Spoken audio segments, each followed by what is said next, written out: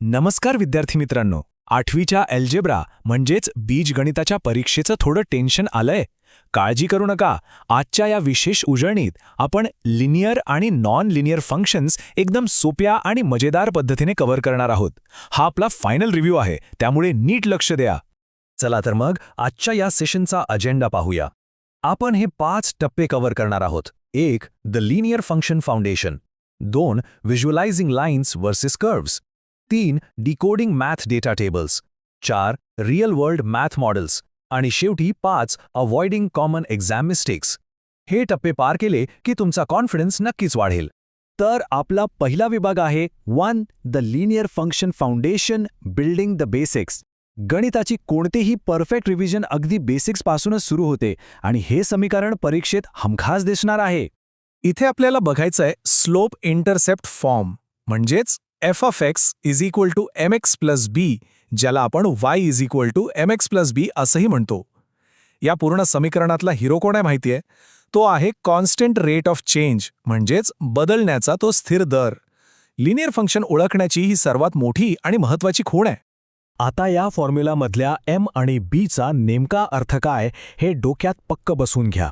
m म्हणजे slope, जो आपला स्थिर बदलण्याचा दर दाखवतो, आणि b म्हणजे y इंटरसेप्ट, म्हणजे आपली सुरुवातीची किंमत. परीक्षेत या 2 गोष्टींचा अर्थ अचूक माहीत असणं अत्यंत आवश्यक आहे. चला आता दुसऱ्या भागाकडे वळूया. 2. Visualising lines versus curves. Spotting the visual differences. आले कागदावर आकृत्या ओळखणं हा तर परीक्षेतील एकदम हमखास विचारला जाणारा प्रश्न. हे समजून घ्यायला एक मस्त उदाहरण पाहूया. समजा एका कुत्र्याचं पिल्लू दर महिन्याला 1.5 पाऊंड वजन वाढवतंय. ही एकदम स्थिर वाढ आहे, बरोबर? याला म्हणतात लिनियर ग्रोथ. पण दुसऱ्या बाजूला पाण्यात वाढणारी जलपर्णी म्हणजेच वॉटर हायसिंथ दर आठवड्याला आकाराने दुप्पट होतीये. इथे वाढ समान नाहीये, ती टक्क्यांमध्ये आणि भयानक वेगाने होतीये. यालाच आपण नॉन लिनियर किंवा एक्सपोनेन्शियल ग्रोथ म्हणतो. याचा अगदी सिंपल अर्थ असा की जेव्हा वाढ एकदम स्थिर असते तेव्हा आलेखावर ती नेहमी एका सरळ रेषेत म्हणजे स्ट्रेट लाईनमध्ये दिसते. हे झालं लिनियर. पण जेव्हा वाढीचा दर सतत बदलत असतो तेव्हा आलेखावर एक स्मूथ कर्व म्हणजे वक्र रेषा तयार होते. हे झालं नॉन लिनियर. परीक्षेत फक्त आलेखाचा आकार बघून तुम्ही एका सेकंदात उत्तर देऊ शकता. आता वळूया तिसऱ्या टप्प्याकडे. 3. Decoding math data tables finding the patterns. परीक्षेत बऱ्याचदा फक्त नंबरचे तक्ते येतात आणि फंक्शन ओळखायचं असतं. असा तक्ता दिसला की या 3 सोप्या स्टेप्स फॉलो करायच्या. स्टेप 1. x व्हॅल्यूजमधला फरक काढा. स्टेप 2. y व्हॅल्यूजमधला फरक काढा. आणि स्टेप 3. त्यांचं गुणोत्तर म्हणजेच रेशो स्थिर आहे की नाही ते तपासा. हे 3 टप्पे अगदी तोंडपाठ असायला हवेत. आता हे उदाहरण बघा. इथं काय गडबड आहे ते नोटीस केलं का? सुरुवातीला वायच्या किमती 8ने कमी होत आहेत. 20 वरून 12, 12 वरून 4. पण नंतर अचानक त्या 4ने वाढायला लागल्या. 4 वरून 8 आणि मग 12. म्हणजेच एक्सची किंमत जरी स्थिरपणे वाढत असली तरी वायमधला बदल काही समान राहिलेला नाहीये. मग यावरून काय समजतं? इथं रेट ऑफ चेंज अजिबात स्थिर नाहीये, तो मध्येच बदललाय. त्यामुळे आपण ठामपणे सांगू शकतो की हे एक नॉन लिनियर फंक्शन आहे. परीक्षेत अशाच ट्रिक्स असतात, त्यामुळे घाई न करता पूर्ण तक्ता तपासल्याशिवाय उत्तर ठरवू नका. आता चौथा विभाग. 4. Real world math models translating words to equations. आपल्याला नेहमी प्रश्न पडतो ना की हे गणित खऱ्या आयुष्यात कुठे वापरतात? चला शाब्दिक उदाहरणांवरून बघूया. एक उदाहरण बघा. एक कस्टम टी शर्ट कंपनी $50ची फिक्स्ड फी घेते आणि वरून प्रत्येक टी शर्टसाठी $60 आकारते.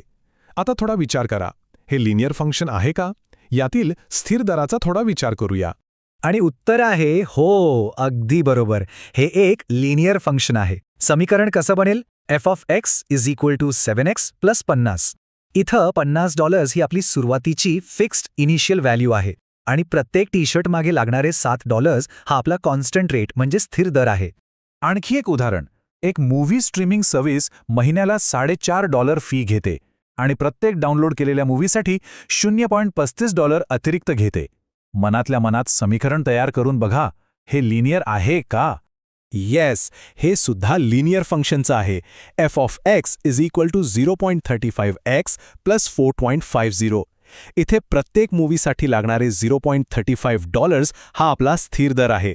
यावरून एक गोष्ट क्लिअर होते, मासिक फी आणि त्यासोबत असणारा फ्लॅट पर आयटम चार्ज ही नेहमी लिनियर इक्वेशन्सचीच उत्तम उदाहरणे असतात. आणि आता आपण आलोय सगळ्यात महत्त्वाच्या टप्प्यावर. 5 avoiding common exam mistakes, the boss battle. He final boss battle आहे. परीक्षेत सगळं येत असतं, पण छोट्या चुकांमुळे मार्क्स जातात.